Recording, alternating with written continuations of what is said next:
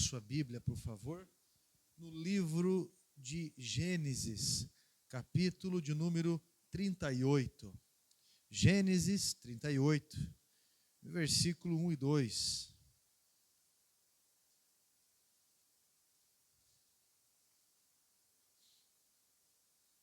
Primeiro livro da Bíblia. Diz assim a minha tradução: E aconteceu por esse tempo que Judá se apartou de seus irmãos e se hospedou na casa de um adulamita chamado Ira. Ali viu Judá a filha de um cananeu chamado Sua. Ele a tomou por mulher e a possuiu. Amém? Assente-se, por favor.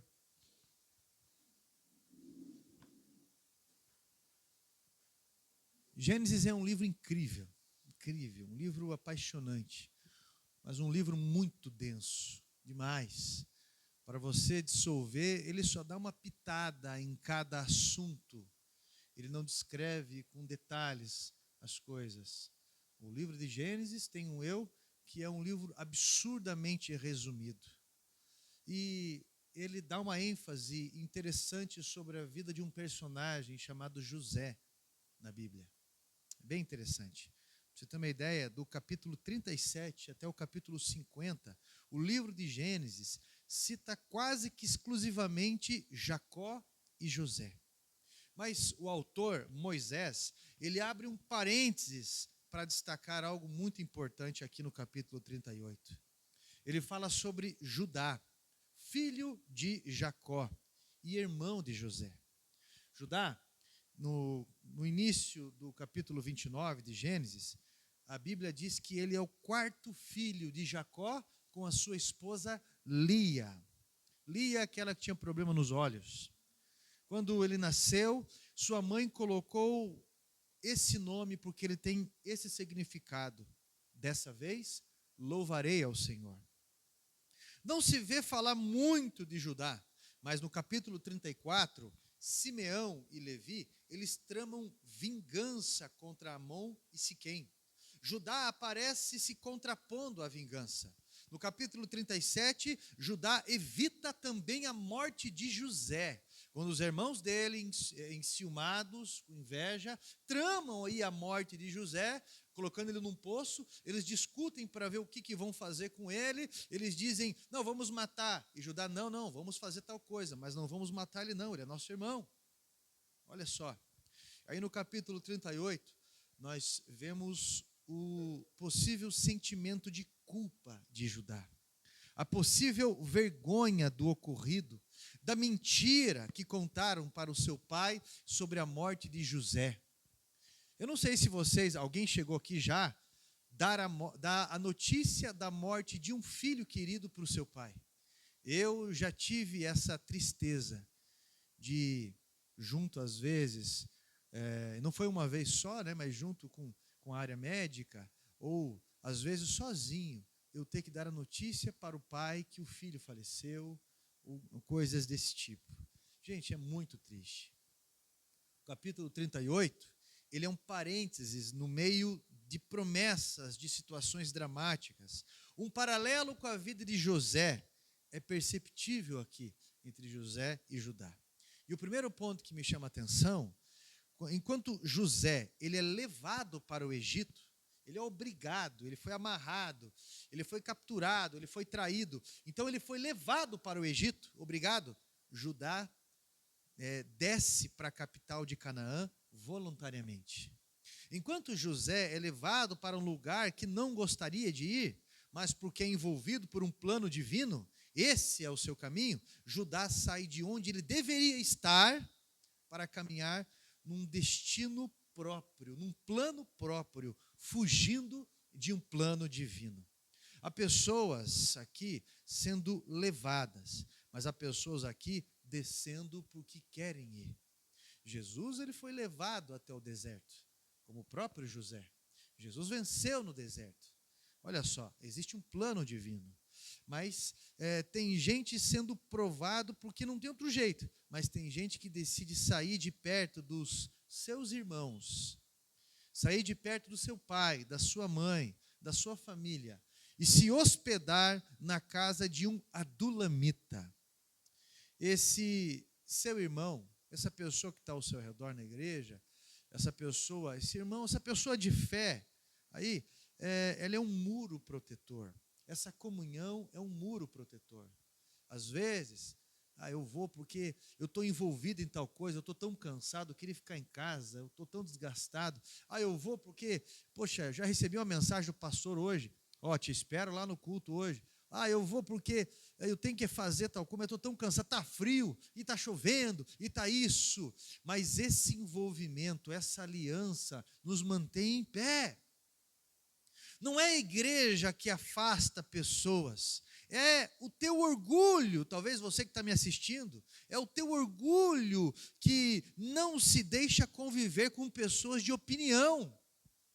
Nós estamos começando a viver já há algum tempo com uma geração de pessoas que se diz pensante, se diz opiniosa, mas quando houve uma opinião contrária, já começa a dar nomes de uma tabela já. Você é isso? Nazista? Genocida? O quê? Não pensa. Não pensa. Seja o que você for falar, não dá espaço para um debate. O que dá daí, não quero ouvir, só falta colocar a mão na orelha e começar lá, de uma forma infantil. Algumas pessoas realmente não conseguem conviver com pessoas de opinião. Pessoas que não são Deus. A igreja é o lugar de gente machucada. Aqui é uma oficina. Eu e você estamos aqui porque estamos sendo consertados por Deus. Então nós não somos Deus, mas nós estamos buscando santificação. Há pessoas que trocam tudo de bom que a igreja fez na vida dele, na vida dela, trocam tudo o que Deus fez por uma ofensa de alguém, por um atrapalho de alguém. Aí vem um adulamita, abre a porta, e ele ou ela anula todo o favor que a igreja fez na vida dessa pessoa. Anula todo o favor que Deus fez na vida dessa pessoa. Aí vem com o discurso de falar, as pessoas são melhores porque, por ingratidão. Meu irmão, a tua comunhão, a nossa comunhão, ela é importante. A igreja vai continuar existindo sem você, sem eu, mas eu vou ser um fracasso eterno se eu não estiver no corpo de Cristo. Porque é contra o corpo de Cristo que as portas do inferno jamais vão conseguir algum sucesso, vão prevalecer. Se você pensar assim na prática, você tem motivo para se alegrar, porque o inimigo ele não vai vencer. No final das contas, Satanás, ele nunca vence, ele nunca avança. Deus, ele nos molda, Deus usa Satanás como ele quer. A gente costuma dizer que Satanás é como se fosse um bicho, um cão brabo, que Deus solta da corda até onde ele quer e Deus puxa de novo.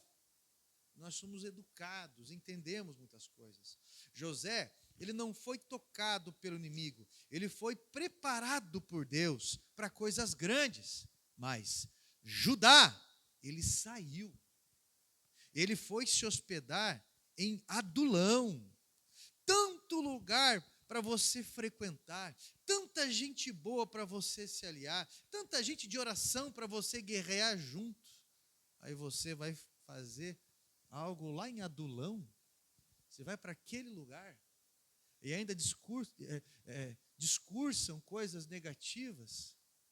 Eu escuto pessoas falarem absurdos, às vezes até me ofendem por mensagem, falam besteiras realmente, você não imagina as coisas que eu escuto várias vezes, porque naturalmente estou nas redes sociais, eu estou falando de pessoas às vezes que me passam áudio, pessoas que ofendem no extremo, nos palavrões e coisas desse tipo, mas eu sei em quem eu estou servindo. Lógico que é desagradável essas coisas, mas é triste, pessoas olhar e falar assim, olha, eu comparo você a um líder do MST. Olha, meu irmão, comparo você a esses malfeitores assim, desse jeito, papapá, com esse tipo de discurso, e falam tantas coisas. Falar para você, para mim aqui, aonde eu estou, aqui, a gente compartilha droga, a gente compartilha, é melhor que a comunhão de vocês, mas não sabe, a ótica da pessoa ou dessas pessoas está totalmente machucada. Meu irmão, o que você vai fazer? Judá, o que você vai fazer em Adulão? Quanto tempo que dura uma visita? Depende do agrado, de como está a sua intenção. Judá, ele vai ficando ali, ele vai ficando, né? E quando você está num lugar que não é para você estar, você começa a ver o que não é para você ver, você começa a pensar aquilo que não é para você pensar, e logo você começa a fazer aquilo que não era para você fazer. Porque querendo ou não querendo, eu e você somos embalões. E ainda acha que é bênção de Deus. Segundo ponto que me chama a atenção, o inimigo tem muitas máscaras, mas a máscara mais eficaz é a máscara do bem. Judá, ele se apaixona pela filha de Sua, era o nome do homem. É armadilha, Judá. Volta para casa. Cadê o seu senso crítico? Você conhece de Bíblia. O engraçado é que Deus não está falando com quem está lá fora. Deus está falando com quem está aqui. Deus está falando comigo. Deus está falando com você que está ouvindo essa mensagem. Você está entendendo? Judá se esqueceu que seu bisavô, Abraão, mandou buscar alguém para casar com o seu filho Isaque dentro do seu povo. Ele esqueceu que o seu pai, aconselhado por sua avó, foi para a casa de Labão, o seu tio, para buscar alguém do seu povo para casar. Ele esqueceu que o seu tio, Esaú, seu tio casou-se com uma ismaelita, e que isso foi um laço para ele e dor para a sua vida. Meu irmão, é só parar para ouvir as histórias de quem já errou, para você não fazer igual. Judá casou. E em sua caminhada foi um declínio depois disso. E ela concebeu uma vez, 2 vezes, 3 vezes. Foram 3 filhos. Terceiro ponto que me chama a atenção. Tem gente que concebeu uma vez, depois de novo, depois de novo. Sabe o que é isso? Já entrou no grau de rebelião. Já entrou no grau de voluntário. Pecado consciente. É hora de parar. Pecado na vida do cristão é acidente, não é planejado. Todo mundo erra, mas não é ovelha, é o único que se revira na lama. Tanto tempo assim no pecado não é queda, é se revolver na lama. Pare! A Bíblia diz que os seus filhos nasceram em uma cidadezinha chamada Quezibe. O nome Quezibe significa lugar de engano. Olha o B.O. Olha o B.O. Lugar de engano. Olha só. É igual lá, quando eles contam a história para mim do meu falecido avô, que foi um homem de uma conversão incrível, mas antes não era legal. Construiu um lugar de pessoas de aluguéis, num lugar apelidado de Inferninho. O que a pessoa acha que vai vir e vai fazer no lugar chamado Inferninho? Você acha que vai vir algum fruto bom dali? Assim? Quarto ponto que me chama a atenção. Todo fruto gerado em um lugar de engano não viverá muito tempo. Pare de gerar no engano. Gere na verdade. Você se esconde às vezes na religião, na mentira, e isso gera dor, gera vergonha. Você mente e passa vergonha, e por gerar no engano, esse fruto, ele vai falir, ele vai morrer. Mas há um tempo para isso acontecer. E Judá, que errou saindo de casa, casando-se com uma adolamita, que errou tendo filhos com ela, erra agora, procurando esposa para o seu filho E é um estágio horrível, porque Judá, ele não só erra, mas ele leva outros a errarem também. Eu costumo dizer que uma vítima faz outra, mas tem um começo. O começo é a ingratidão. A ingratidão, ela é fruto da insatisfação, ela é fruto da desonra. Quinto ponto que me chama a atenção. Seu filho está indo para o mesmo caminho que você. Será que você não está vendo? Os filhos vão por um caminho pegando brecha na desarmonia dos pais, nas desonras. Os filhos, eles vão indo por um caminho, porque a gente costuma dizer que filho não tem muito ouvido. Filho têm vista, eles veem tudo que a gente faz. É tipo bíblico, né? Porque se nós julgássemos a nós mesmos, não seríamos julgados. A gente se justifica. Mas bem da verdade, nossos filhos são frutos de muitas coisas assim. Você pode criar 10 filhos iguais, nenhum vai ser igual. Eles têm necessidades diferentes. A gente sabe disso. Só que eles vão tentar trabalhar nas brechas. E Satanás é astuto em trabalhar nas situações. O capítulo 38, ele é um resumo de um fato, de uma história. Mas aqui diz que filho primogênito de Judá, fazia o que era mal aos olhos de Deus. E Deus o matou. Está escrito isso. Deus limitou a vida. Eu não sei o que esse menino fazia, que esse homem fazia, aliás. Eu não sei o que esse homem fazia, que ele se tornou um perigo para a sociedade. Um perigo para tudo. Meu irmão, existe um anjo na Bíblia, que a Bíblia chama de anjo da morte. Esse é um anjo da parte de Deus. Ele é um anjo que executa o juízo de Deus. Esse anjo, ele estava lá no Egito e feriu os primogênitos. Ele estava lá com Corá e os 250, que o chão foi aberto e eles foram com um currículo e tudo para o inferno. Ele estava lá onde os 185 mil inimigos de Israel foram mortos por esse anjo. Ele estava lá na cena de Ananias e Safira, quando Deus dá limite. Ele estava na morte lá de Herodes, que morreu comido de bicho. Meu irmão, o céu está olhando. Eu já fiz muitos fúnebres, de tudo e qualquer jeito que você imagina. E alguns eu tive a conversa antes com a pessoa. E eu nem imaginava que isso seria ou que aconteceria. Algumas vezes teve algumas coisas meses antes, ou um mês antes, ou até um ano antes, que eu tive conversa forte e específica. Na hora a pessoa até se voltou, veio um culto, 2 cultos, ou um mês, mas depois desprezou. Aí quando rola o silêncio de Deus, é porque já foi uma sentença dada. Olha só. De acordo com a lei do levirato, no versículo 8, que ela acende a lei de Moisés, a lei mosaica, né? É antes da lei de Moisés, ela deveria casar-se com o próximo filho mais velho. Isso é, se o primogênito morreu, ela então deveria casar com outro filho de Judá, mas o mais velho. Só que Onã, ele também não era legal. Ele não era um cara direito. Ele não era um cara que agradava a Deus. Onã era egoísta.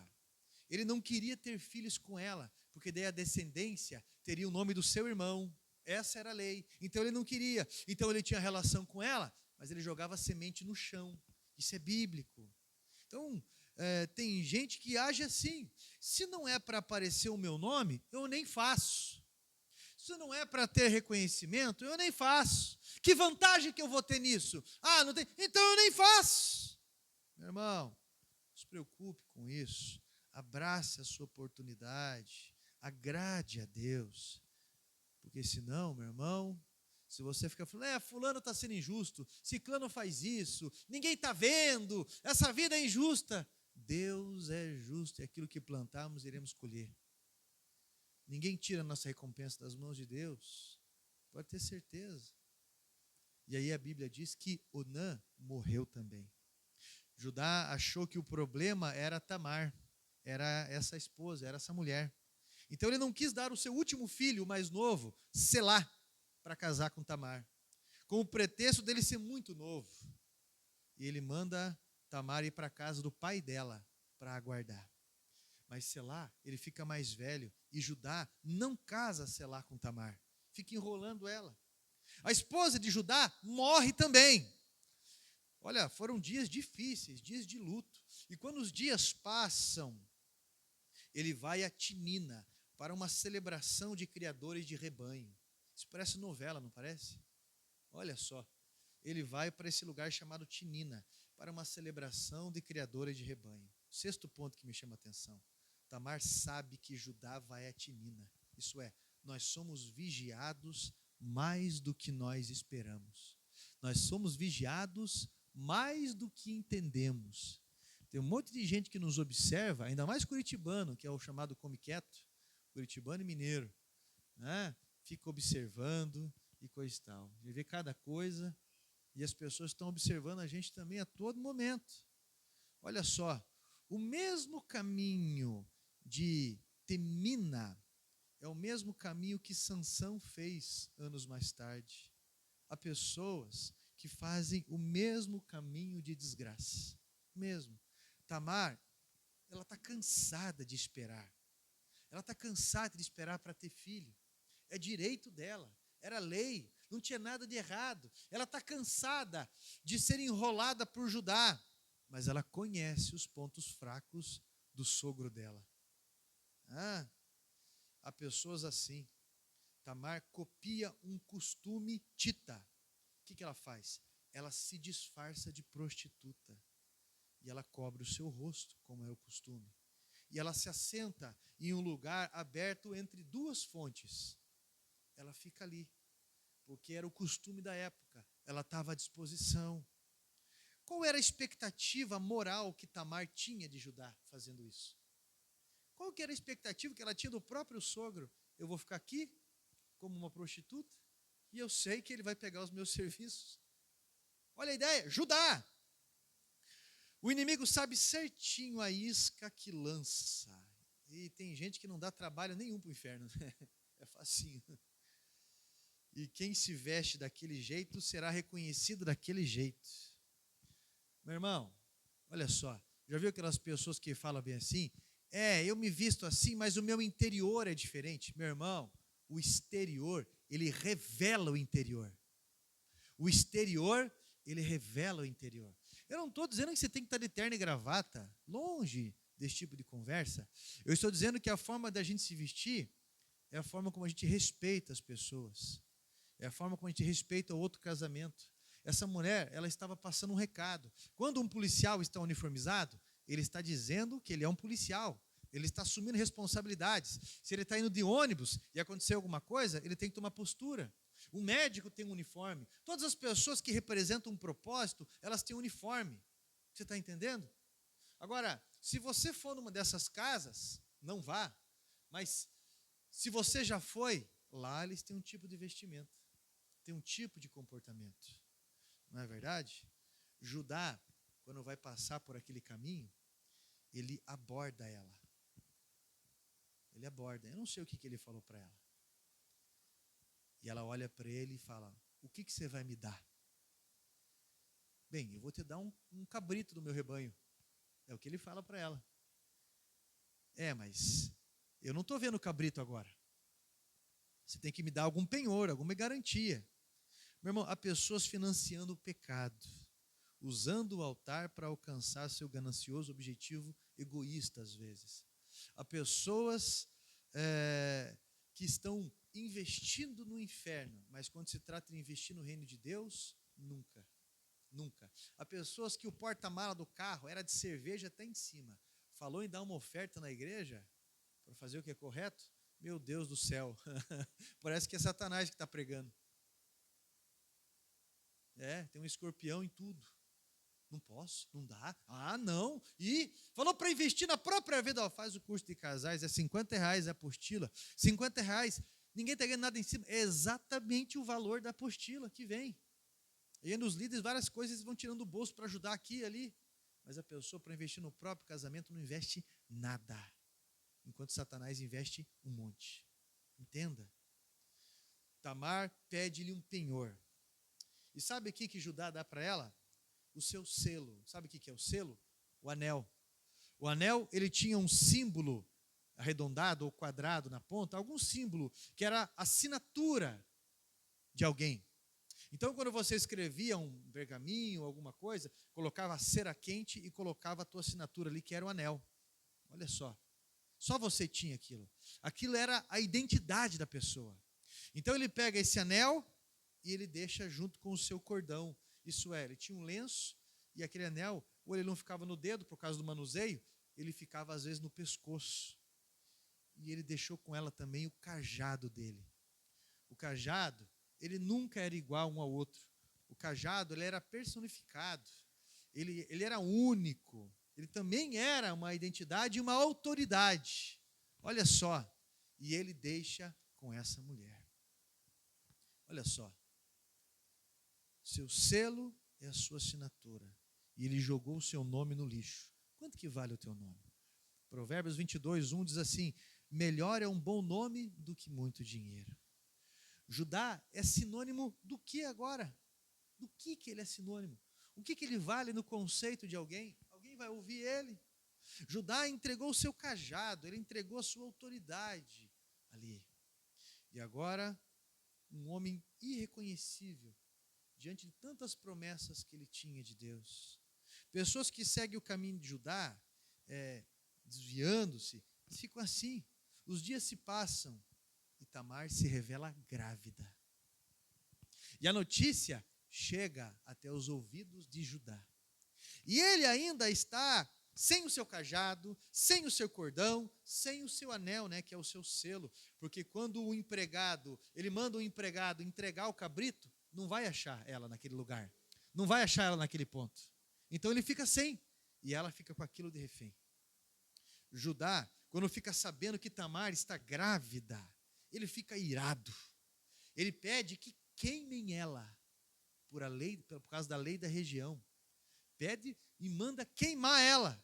Mas quando vão capturar ela para cometer tal abuso, quando se destinam para isso, ela pega o anel, ela pega o lenço e ela pega o cajado. Versículo 26. Aí ele vê a sua sujeira. Aí ele olha para um espelho. Aí ele reconhece a sua podridão. Era aquele momento que aquela pessoa que era um pregador, uma pessoa usada por Deus, se encontra no lugar e pensa assim: o que eu estou fazendo aqui? Olha para as suas mãos: o que eu estou fazendo aqui? É quando um filho pródigo está lá, no meio dos porcos, aquele fedor, no meio daquela lama, alimentando os porcos com aquele tipo de comida, bolotas, não sei o que era, e desejando comer aquilo que os porcos comiam, porque ele estava com fome. Aí a Bíblia fala no capítulo 15, 15 de Lucas, caindo em si, ele pensou: na casa do meu pai, até o mais simples, tem comida em abundância. Eu estou aqui. E ele pensa assim: o que eu preciso fazer é ser humilde. Eu vou lá pedir perdão para ele. Eu não aguento mais essa situação. Olha só. Quando Judá reconhece aquilo, quando Judá vê que ele é pior do que aquela menina, pior do que aquela que era para ser sua nora, agora é a mãe do seu filho também, olha o bolo. Quando ele vê que ele é pior do que tudo aquilo, ele reconhece: o seu cajado volta para a sua mão, o seu selo e o seu cordão. Judá, envergonhado de tudo aquilo, ele volta para a casa do seu pai, humilhado, humilde. Um homem que não quer mais andar por esse caminho de dores. A Bíblia não fala, mas com certeza seu pai e seus irmãos ficam felizes em recebê-lo. No capítulo 42, José, seu irmão traído, prova o coração dos outros irmãos, querendo reter Benjamim, para ver se o coração dos irmãos estava mudado realmente. Benjamim é irmão do mesmo pai e mesma mãe, e o mais novo. E Jacó tem a mesma estima que tinha por José, tinha por Benjamim. Agora José estava testando o coração dos irmãos deles para ver se eles estavam realmente arrependidos. Mas o antigo Judá, que antes cogitava em matar, coloca-se no lugar de Benjamim. Tem iniciativa de falar: não, eu fico no lugar dele. Se for para acontecer algum mal, que aconteça comigo. Eu não vou aguentar ver meu pai sofrer de novo.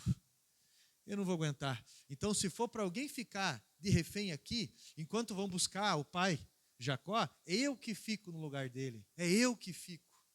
O egoísmo sai. E o que entra é uma vida voluntária. É aquela pessoa que facilita a comunhão. Eu pago o preço. Eu fico no lugar. Eu perdoo. Deixe para lá isso. Eu me voluntario. Judá traz o pai dele, Jacó, para perto de José. O novo Judá, ele reconcilia. O novo Judá é quem intercede. É um homem com frutos de arrependimento.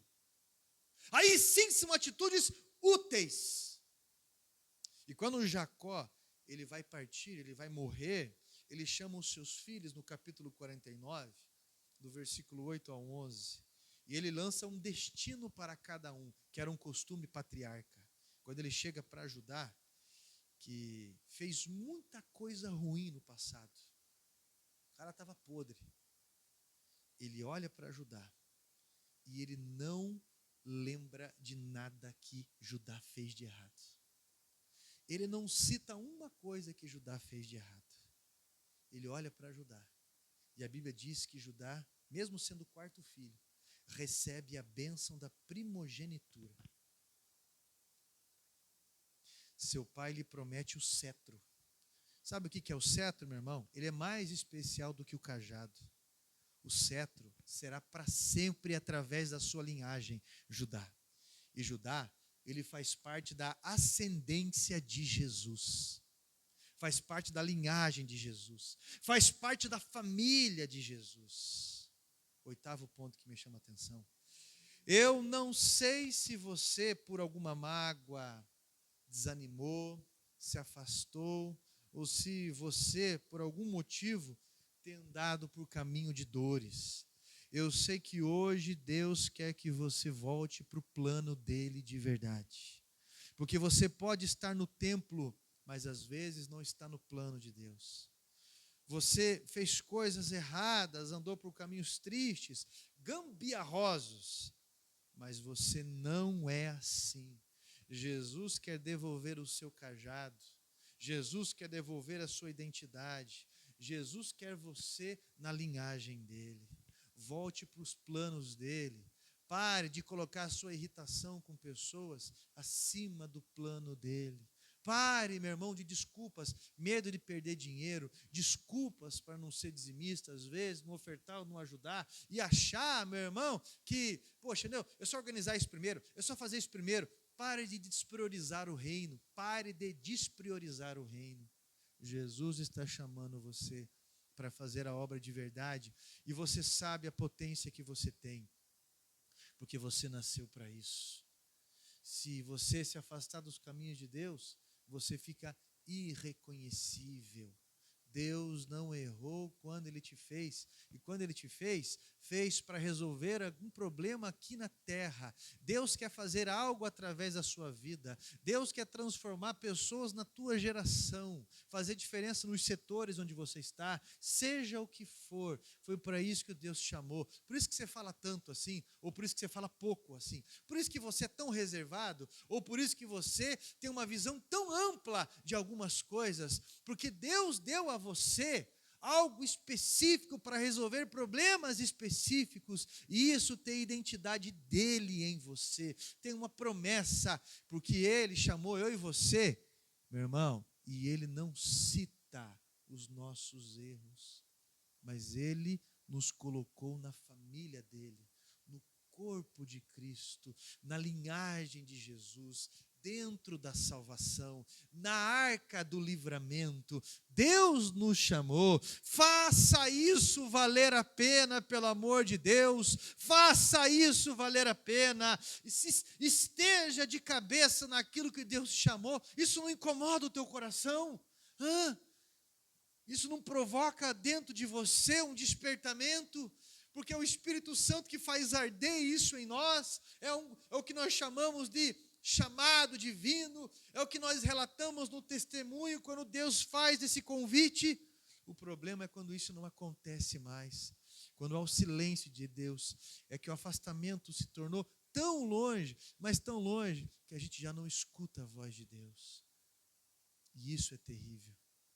Uma blasfêmia, um tipo de blasfêmia ao Espírito Santo, é a contínua rejeição do que ele fala. Isso endurece o coração.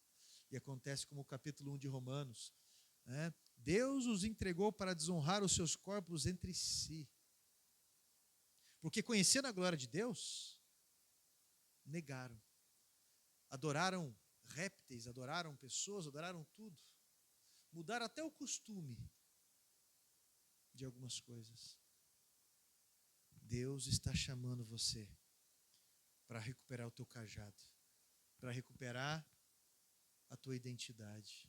Deus está chamando você para viver a vida que vale a pena. E você sabe disso. E eu sei que a oração de um pai, de uma mãe arrependido, vai converter o coração de filhos, que Deus pode se revelar aos filhos. Eu sei que a gente não pode mudar o que passou, mas eu sei que Deus pode nos dar a superação. Uma vez, um rapaz me procurou querendo fazer um estágio numa casa de recuperação. E ele estava cursando Direito na faculdade, e ele me disse que ele queria atuar muito em algumas áreas, ele precisava de um estágio nessa área. Tá bom, perguntei se ele era de igreja, ele falou que não. E ele foi comigo. E o coração voluntário dele, ele falou: pastor, para custear minha faculdade, eu faço produtos de limpeza. Eu estou levando para doar lá. O nome desse rapaz é Jurandir, ele mora aqui no bairro, já se formou em Direito. E ele disse para mim assim: pastor, eu tenho algo interessante sobre isso me deixou curioso, por isso que eu quero conhecer lá. O meu pai foi um alcoólatra, mas daqueles alcoólatras nível hard. E muita coisa ruim aconteceu. Mas quando nasceu a minha irmã mais nova, o meu pai nunca mais colocou uma gota de álcool na boca. E nós crescemos com aquela ideia. Sabia que nem sagu de vinho a gente come? Eu sei que não tem problema, pastor, mas é uma coisa na nossa cabeça, nós assim. Eu falei: qual a imagem que você tem do teu pai? E ele falou: de superação. A imagem que eu tenho do casamento dos meus pais, do meu pai, de tudo isso, é uma imagem de honra, de superação. Eu tenho orgulho dele, porque ele superou algo muito difícil. Eu tenho muito orgulho deles, e disso você está entendendo como Deus pode transformar um rapaz cristão. Ele não fazia parte da nossa denominação aqui, mas a forma como ele relata, eu acho impressionante. Pessoas que passaram pelo vale da sombra e da morte, e que Deus resgatou. Foi o caso do meu avô biológico também, os últimos 10 anos da sua vida. A obra social que foi feita e tudo mais. E quando as pessoas chegavam para ele falava: ô Bento, hein? E aquilo lá, hein? E aquilo lá. Ele fala: as coisas velhas já se passaram, em Cristo tudo já se fez novo. Era a resposta bíblica dele. Como é que está a tua vida? Deus está chamando você para ser o vinho novo em algo que está acabando na vida de alguém. Se coloque em pé, por favor. Eu quero convidar você a orar. Orar em que sentido hoje, pastor? Que promessa? Orar pela oportunidade de fazer diferente. A oportunidade. Deus vai te dar a oportunidade de ser melhor. Deus vai te dar a oportunidade de fazer melhor. Deus vai te dar a oportunidade de superar. Deus vai honrar. Vai ser diferente. Vai ser melhor, meu irmão. Com a vantagem que você vai estar muito mais humilde com quem errar. Você vai acreditar e você vai falar, como aquele pregador disse uma vez, que se ele pudesse voltar no passado e pudesse procurar alguém, quem ele procuraria para dar algum conselho? E ele disse assim: eu procuraria Judas Iscariotes. Por quê? Eu ia procurar ele e ia falar para ele: por que você está assim?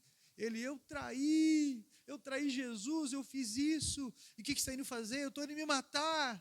Eu ia falar para ele: não faz isso, porque se você esperar 3 dias, ele vai ressuscitar, ele vai oferecer perdão, ele vai fazer isso se você esperar 3 dias. Mas a gente não pode voltar. Mas a gente pode aprender com a história. A gente pode ser diferente. Você está entendendo? Vamos orar? Vamos pedir uma nova oportunidade para Deus em várias coisas? Você está arrependido? Como é que é? Coloca a mão no teu peito assim. Se você quiser ficar de joelho ou de pé, eu não sei. Mas faça essa oração a Deus. Peça nova oportunidade a Deus, para que as coisas sejam diferentes. Até a palavra do Senhor fala no livro de Ageu: a glória da segunda casa será melhor do que a glória da primeira casa. E quando está falando isso, está se referenciando ao próprio Jesus. Ele é o templo, e é muito melhor. Santo Deus, nós queremos, Pai, nesse momento pedir perdão pelas coisas que realmente não deram certas. Somos pessoas muito atrapalhadas. Nós falamos demais às vezes, ou somos procrastinadores demais. Nós, Pai, temos às vezes muito medo, ou somos muito orgulhosos, muito bravos às vezes. Santo Deus, então nós queremos pedir ao Senhor, por favor, que venha nos renovar, que venha nos perdoar, que venha, Pai, Senhor amado, derramar a graça do convívio, de um novo convívio. Venha restaurar a imagem. Venha, Pai, Jesus Cristo, transformar a realidade das famílias, transformar a realidade dos filhos, renovar, Pai, as expectativas, renovar o ânimo, renovar as conversas, porque o Senhor conhece a vida de cada Judá aqui. O Senhor sabe por caminhos que nós andamos, pelas coisas que falamos e fizemos. Portanto, Espírito Santo de Deus, vem derramar da tua graça, vem derramar, Espírito Santo, de uma nova oportunidade, de um novo começo. Vem restituir, meu Deus, sentimentos bons. Vem, Pai, dar oportunidade diante dos pais, para que coisas boas sejam faladas. Derramar oportunidade diante de situações financeiras, Pai, diante do ministério, diante de tantas coisas. Espírito Santo, por favor, meu Pai, nós sabemos que não podemos apagar o nosso passado, mas podemos superar, Pai, cada uma das situações. Senhor amado, onde houver um coração queimando aqui, queimando, Pai, onde houver um peito queimando aqui, Espírito Santo, ou mesmo de alguém que esteja ouvindo, eu quero pedir que o Senhor abra a porta e restabeleça o chamado ministerial, para que seja feito com ousadia, seja feito diferente, Pai, seja feito com excelência, meu Deus, Pai, e com grande honra, mas que tudo seja feito novo, que as brechas sejam reparadas, Pai, que haja honra nos pagamentos, Pai, para a tua glória, para a tua honra. Espírito Santo de Deus, tenha toda a liberdade em reconstruir, Pai, em unir, em incorporar, em salvar, em curar, porque o Senhor, Pai, é o Deus misericordioso, todo-poderoso, que nos acolhe, que nos ajunta como a galinha junta os pintinhos debaixo das asas. O Senhor é o Deus que usa sempre alguém para nos dizer: bendito é o que vem em nome do Senhor. Então nós o recebemos, Pai, nós recebemos essa oportunidade e pedimos ao Senhor a memória, a salvação da memória, para que os nossos passos sejam cautelosos e da mesma forma sejam ousados em fazer a tua vontade. Assim, meu Deus Todo-Poderoso, nós estamos ligando aos céus esta oração, pedindo ao Senhor a graça, Pai. Oh, meu Deus, a graça da melhora. Naquele casamento que não deu certo, eu quero pedir a graça com aqueles filhos que ficaram. Oh, Pai, restaura o convívio sadio, a honra, a conversa. Pai, se ficou um desentendido em algum lugar, em alguma igreja, Pai, com algum vizinho, com alguma pessoa, eu quero pedir ao Senhor que venha derramar da sua sabedoria e uma nova oportunidade de conversa, uma nova oportunidade de fechar as brechas e de sarar os corações. Em nome de Jesus Cristo, Santo Deus, nos usa como testemunho, que seja para a sua glória. Repreende todo o aproveito de Satanás, repreende, Pai, toda a fome dele, toda a fúria, toda a brecha, toda a astúcia, todo o escândalo. Repreende em nome de Jesus Cristo e liga ao céu o nosso pedido diante da tua promessa, em nome de Jesus Cristo. Amém, Jesus. Amém, Jesus. Graças a Deus, meus irmãos. Deus é bom.